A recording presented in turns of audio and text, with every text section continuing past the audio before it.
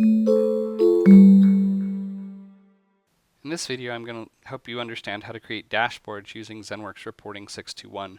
This is the version of ZENworks Reporting that's going to be available shortly after ZENworks 2017, and it has some really great enhancements around dashboarding.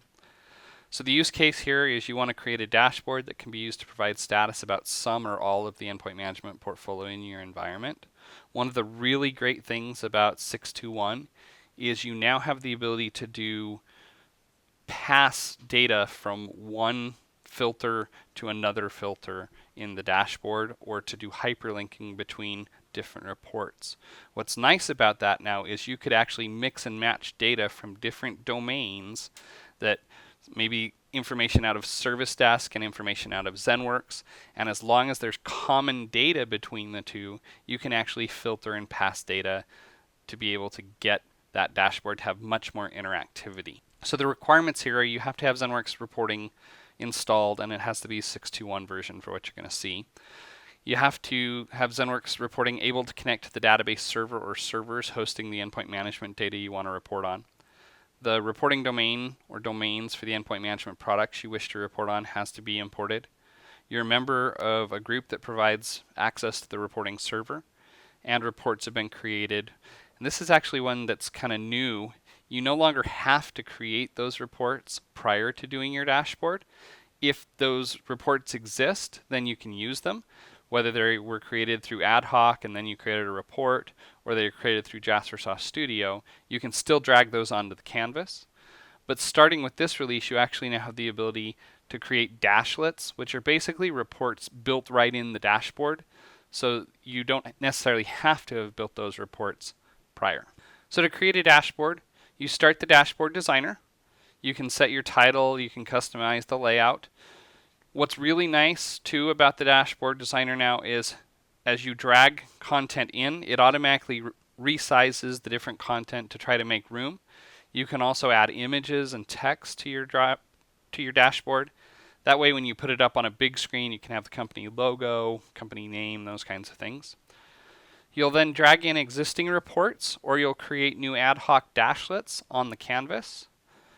Once you've got all of the reports there, you can then start to wire up any drill downs or hyperlinks that you want to have between the different aspects of the dashboard.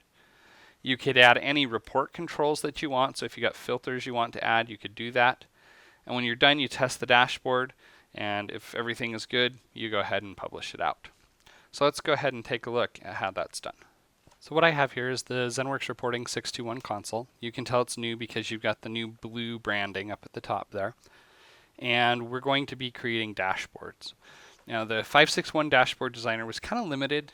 Everything you were going to do on that dashboard designer really had to be coming from the same domain. So that meant you could build like a Micro Focus Desktop Containers domain dashboard.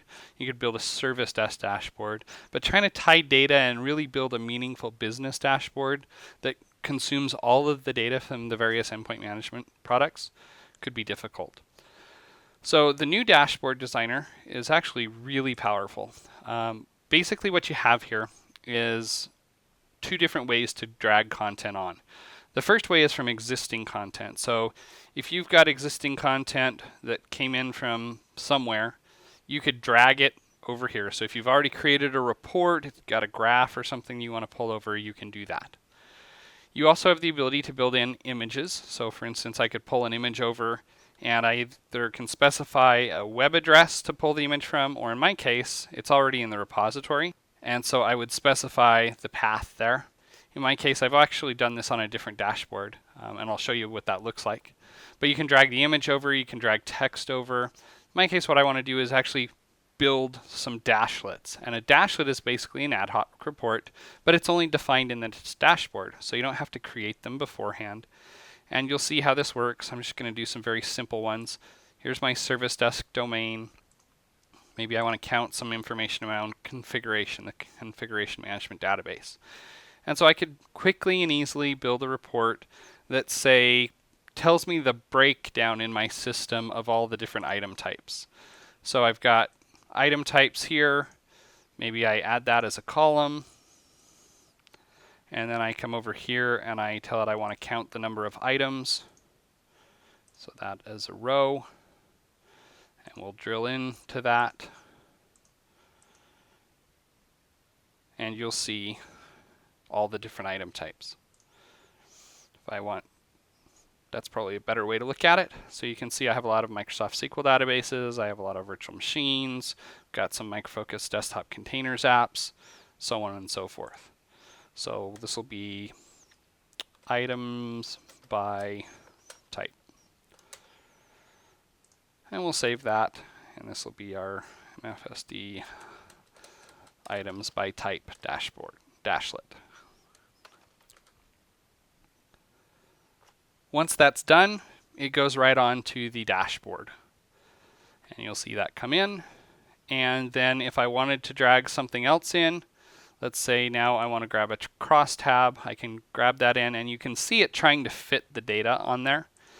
And so again, I might grab some more information about the Micro Focus service desk.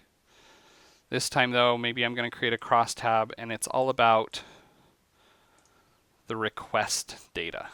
And so basically I want to be able to know how many of the different kinds of incidents I have in my environment.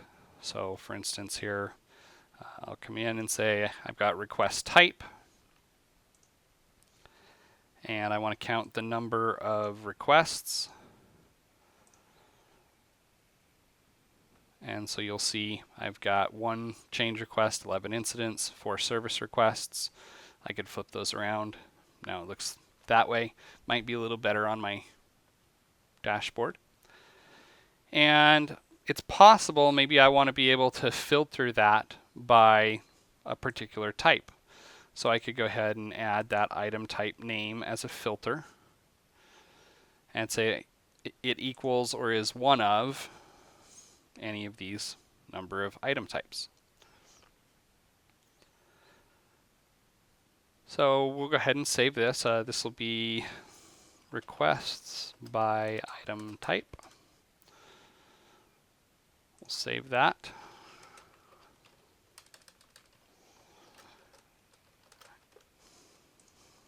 And now we'll get a crosstab out here on our chart. And so you can then very easily build in some interactivity.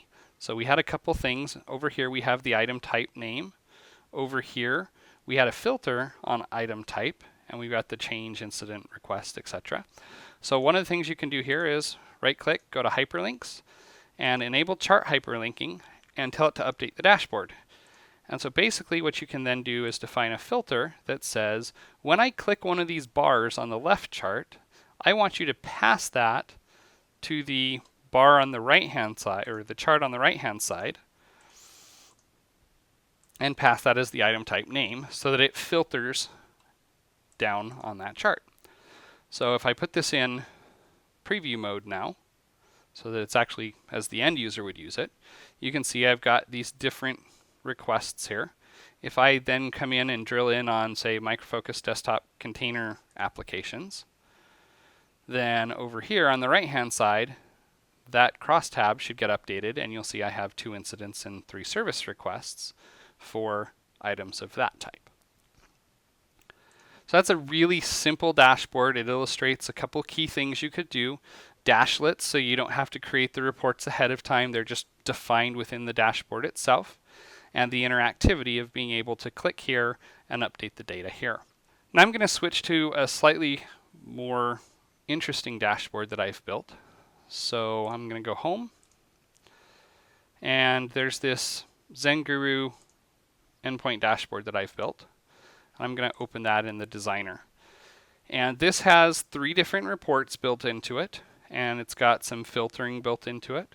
So the one on the left here shows me how many times users have been launching virtual applications, and the colors of the lines represent the application that's being launched. Over here on the top right, I have information coming in from service desks. So this is information about service requests. Remember, there were 5 of them that have been opened about Micro Focus desktop container applications. And then the bottom one is a chart that gives me the details on each one of those. Up here, I have this filter that basically says I want to see all of the data that came in 90 days or newer. And so if I want to change that, I could say I only want to see the last 30 days or the last 120 days or after a specific date in time. You see I've brought my logo in here. Again, this came out of the repository, so if you look at the details, it's the repo : and then the path from the repository. You can see that path in the repository on any object in the repository by going and finding that object that you want. In my case, that image is over here under Images. You can right click and say Properties, and it will go ahead and tell you here's the path. And so when you add the image, you just add repo : and then the path. Then I've got my title for my dashboard here. I've got my filter. If you don't want this filter to show up actually on the dashboard itself, you also have the option to say show it as a pop-up, in which case there will be this little filter icon that pops up instead of it being shown there. That can be really useful if you've got a lot of filters and you don't want the user having to fill all that out.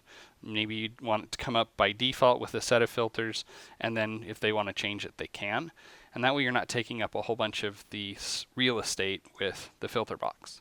Now we can go ahead and test this out.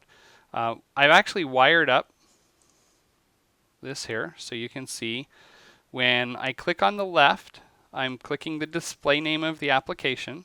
So I'm going to say, for instance, Firefox is the app. And when I pass that off to these two, I'm going to pass the name, the display name data, off to a field called field value in the service desk domain. Same thing on the filter group. If I change the days, say from days minus 90 to days minus 60, I'm going to pass that to all three of these reports, but as a different value. So you can see for service desk, I'm going to pass in the data reported as after. For Micro Focus desktop containers, I'm going to pass in session start time as after. But that should then make sure all of those are filtered down so you're only seeing data within the last X number of days. So now you're ready to test it out. You can click here. There's our report, our dashboard. If the user was to come in here and click the red line, now we're looking at just the Firefox data. And so you can see I get updated information on these other two. These are the incidents that have been opened for Firefox. I've got one that is a setup or installation issue. I've got two that are general issues. If I want to know more about that, I've got the details down here that I can look at it. If I want to look at something else, I can click 7-zip, and these two will re-update themselves so that we're looking at 7-zip. You also have the ability to expand out as a user. So let's say this had a lot of data in it and I wanted to look at it in more detail. I can click here, it'll bring that report up full screen. I can click back down here and get rid of that. I can change my filtering. So let's say I only want to see what's happened in the last 60 days. Hit apply, and all of the graphs get updated with the data in the last 60 days. Once you've got this the way that you want it, now you're ready to share it with the user. So you save this report. Go ahead and save the dashboard first. And then typically when you push this to the user, you probably don't want them to see this ZENworks reporting bar up here because you don't necessarily want them creating reports or anything like that. So you can actually send it out with this decorate equals no on the end of it. That's what you go ahead and send out to the user. And when they get that, what they'll actually see, and actually I forgot I was on the preview, so let's go back and look at what the actual user experience would be. So we'll run that. Now we're on the actual user URL, and we can add the decorate equals no. And you'll see what the end user would get when you sent them this URL is basically that same page, but without the blue on the top with all those options. So they'd just get the dashboard here, and they'd have the option to click and toggle the group pop-ups. they'd have the option to export the dashboard into an HTML file or a PDF file, whatever it is they may want to export it to. And now you've got the different data. So you could throw this up on a big screen monitor, make it full screen, get rid of the top bar on the browser, and it's going to end up looking something like this to the end user. So what you've seen here is the ability to create really complex dashboards with built-in interactivity that you can cross the different domain boundaries with. If I had bundles, for instance, that were used to launch Micro Focus desktop container apps, I might bring bundle information into this dashboard so that you can see across the ZENworks Service Desk and Micro Focus desktop containers environments all of the data about a particular application. I hope you found this useful, and we'll talk to you next time.